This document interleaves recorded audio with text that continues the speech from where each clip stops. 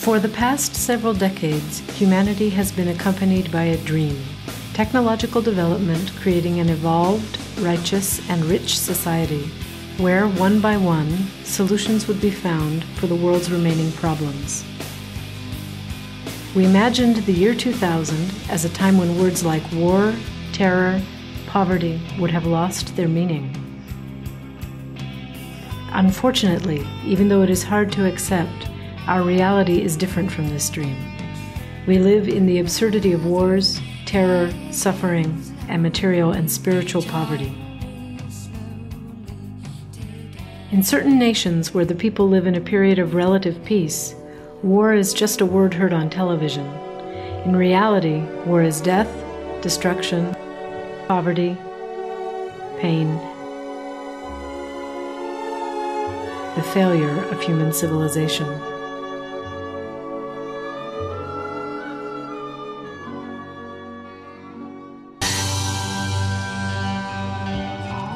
Today there are more than 30 wars simultaneously taking place. Every year, weapons kill 500,000 people, 1,300 people per day, one person every minute.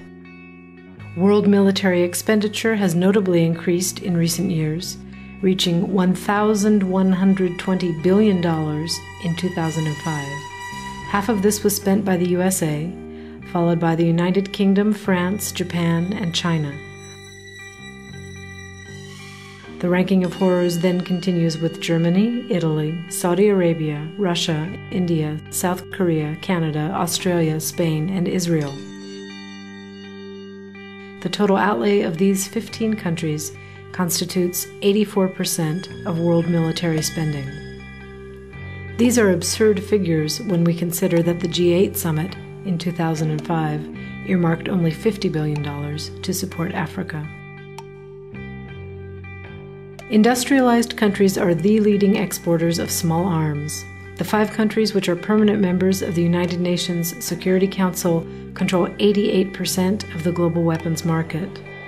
This means that nations sitting at conferences for peace are the same ones which produce weapons and have a great interest in peace never being achieved.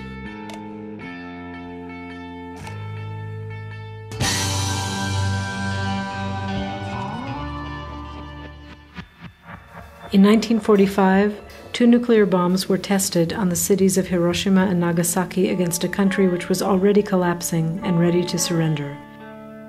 180,000 dead in a few seconds.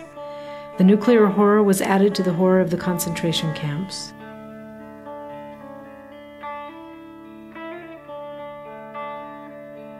In the following years, the nuclear arms race brought humanity to the brink of world conflict several times. In 1970, the Nuclear Non-Proliferation Treaty became effective. Nuclear powers committed to dismantling their arsenals and not increasing their supplies, while other countries gave up atomic weapons.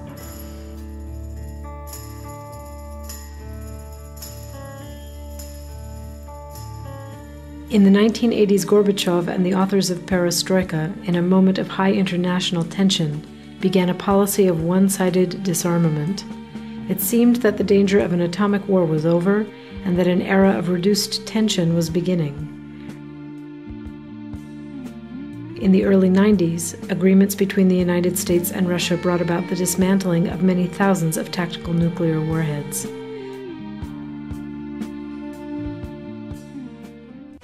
But in 1995, China and France, great popular protests notwithstanding, began nuclear testing once more, followed by India and Pakistan.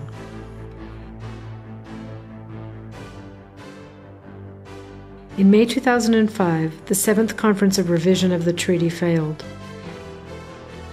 The main reason for this failure was the refusal of the United States to create a nuclear arms-free area in the Middle East, and that of nuclear powers to develop a program for total disarmament.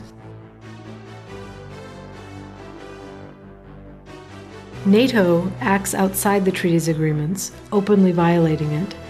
The United States has located bombs in various American bases in Europe, 150 nuclear warheads in Germany, 20 in Belgium, 20 in Holland, 110 in Great Britain, 90 in Italy, 90 in Turkey.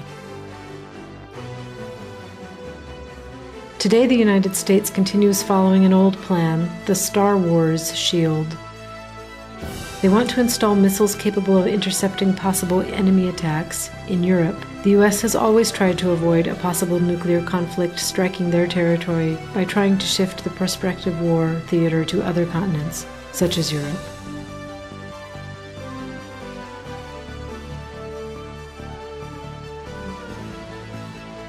Reductions throughout the 90s notwithstanding, there are 30,000 nuclear warheads in the world today, enough to destroy the entire planet 25 times over.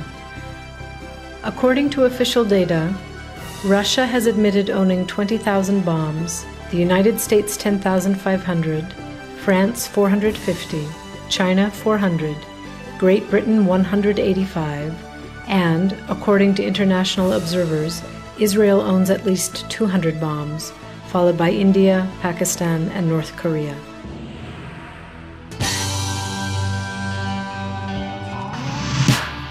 In the meantime, the nuclear arms race has started again.